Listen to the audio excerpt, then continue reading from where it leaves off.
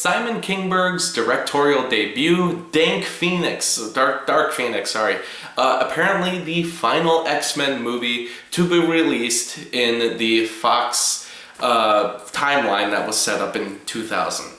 Timeline, I use that very loosely. And granted, there is another X-Men movie coming out, New Mutants, which may see the light of day someday, given the fact that it's been pushed back so many times. I kind of wonder if it'll ever be released. And it doesn't feel like it's supposed to be the final one. Obviously, they had a lot of this movie written and planned before Disney decided to buy 20th Century Fox, and now they're obviously going to be rebooting it for the MCU. But just looking at the movie itself, which is the second time they've told the Dark Phoenix storyline in film, since they tried it in 2006 with The Last Stand, it's pretty interesting that they decided to do it again with the same writer.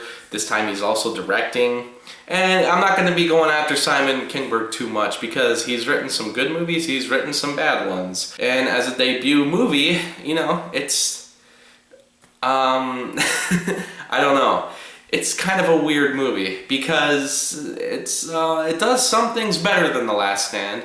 The Last Stand was famously hated by a lot of fans. Critics didn't seem to like it too much either. And, you know, I've never minded The Last Stand. I think it's a fine enough movie. It still has a lot of the characters I love in it. It has some pretty good moments, and at least it's only an hour and a half, so it feels like a short movie. We don't really need it to be any longer, so it doesn't overstay its welcome. Now we have Dark Phoenix, which is remaking a lot of what was done in that movie, doing a new adaptation of it, and there's new characters this time around. Some of the same characters, but played by different actors. I really dug First Class, and Days of Future Past is one of my favorite X-Men movies. It might be my favorite one. And then we got Apocalypse, which I don't really remember much of. I remember being mad at it because it was retconning a lot of what Days of Future Past had just retconned, so I didn't really understand why Apocalypse felt the need to reestablish a lot of the stuff that Days of Future Past seemed to be freeing up. Like it made it so we could do anything with the franchise at that point. It reset the timeline. We didn't need to go back to a lot of the stuff that they were doing in that movie. This movie does sort of the same thing where, yeah, we're doing the Dark Phoenix storyline again, which we already saw. We saw this same kind of climax already. We didn't really need to see it again. But there were a lot of people who were unhappy with it the first time, so yeah, it makes sense that they wanted to do a second adaptation. Does it work? I don't know. That's the thing. After doing it 2 times, and, you know, given that The Last Stand I'm fine with, but the Dark Phoenix stuff in it is the stuff that I don't really like that much. It's making me start to question if maybe the Dark Phoenix just doesn't work for a movie, because this is your second time now, and both times it hasn't turned out too well. The only problem with the Dark Phoenix is it doesn't have really anything else going on in the plot. All of it is focused on Jean Grey. That's it. There's not really much left to go with in this movie. There's not another storyline. There's not a lot of character development. There's some good conversations. There's a good fight here and there. And a lot of the acting, some actors you can tell don't want to be there, and they find a way to literally not be there. But other actors, I think, are still giving just as great fantastic performances that they gave the first time around. Michael Fassbender, James McAvoy, they're all still really good. But I don't know, it's a lot of boring stuff you have to sit through to get to the good stuff. The first action sequence is great. It's nice to see the X-Men actually use their powers, and they use them to a great extent. It's not like in the early movies where it was kind of done at a slow pace because they were still testing the technology at the time. No, the effects are capable of so much now. They have the characters working fast, working together. You see all their powers in motion. They all have a purpose. It's great. That action sequence was really good. And then we have the train action sequence, which is a little more messy, but it still works. But that's about it for action. Then we got some other stuff, like we have a character who dies pretty early on, which was surprising, but it isn't very effective given the way it was shot. And given that the performance just wasn't that great this time around, you could tell that the performer really didn't want to be there. So, I don't know, it didn't really have an impact. We have villains this time around, and in a strange way, it starts ripping off a lot of the stuff that had been done in Captain Marvel. Even the ending is very similar. So it's a little unfortunate, but I'll give that a pass because these movies were kind of made at the same time. I highly doubt there was anything like ripping off going on. It's probably just a case of, hey, we sort of made the same movie, I guess. In the case of some other movies where it doesn't have focus because too many things are going on, this time around there's just nothing going on.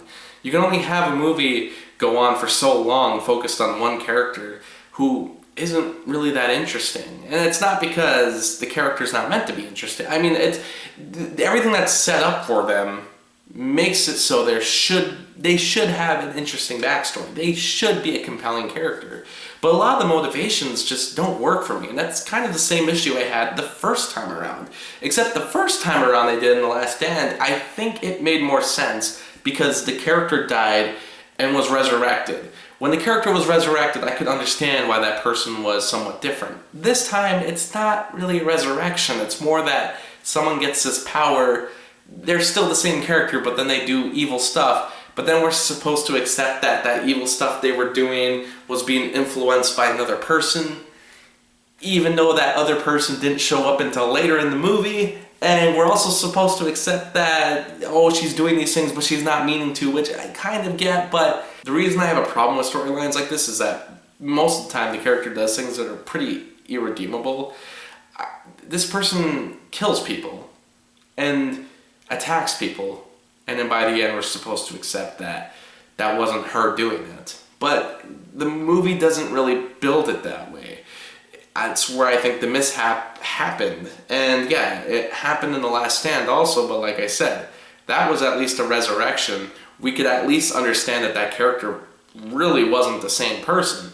This time around, it's just, I don't know, it's weird. It doesn't really have a full explanation. So with that, it's a little muddy what's going on, and it sort of confuses the audience as to if we should be supporting this character or not. For me, I don't think we should be, honestly. Like I said, it's just a very strangely boring movie. At this point, we don't really have any more X-Men characters to introduce, any more new interesting powers. We don't really have any cool set pieces or different things to show up. It's basically the same characters doing the same things, having an interesting moment here and there, but for the most part, we're just seeing what we've seen before.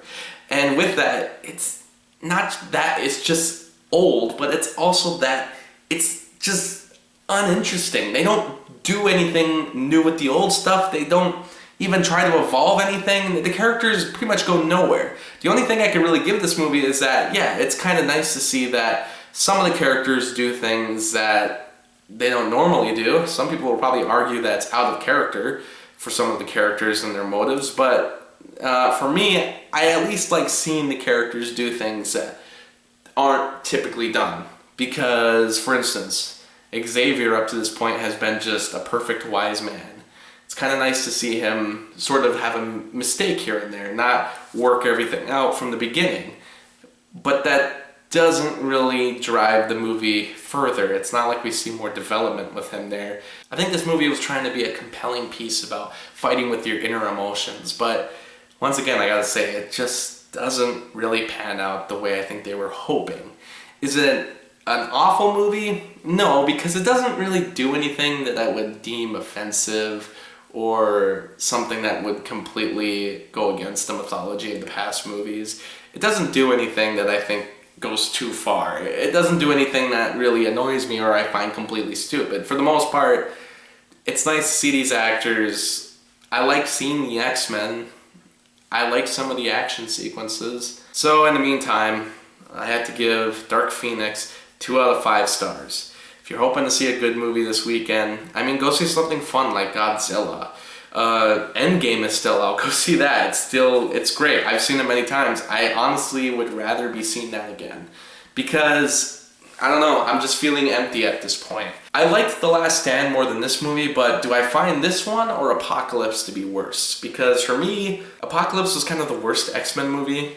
I think it was even worse than X-Men Origins Wolverine, simply for the fact that that movie at least had Hugh Jackman in it for a majority of the time. Apocalypse just was boring, messy, and kind of went against everything that the last movie had set up. But I haven't seen that movie in 3 years, so maybe Dark Phoenix is worse than that? I don't know. I'd have to give them a watch again. Do I really want to watch them again? Just whatever. Just let Marvel Cinematic Universe get them. Let Kevin Feige fix them.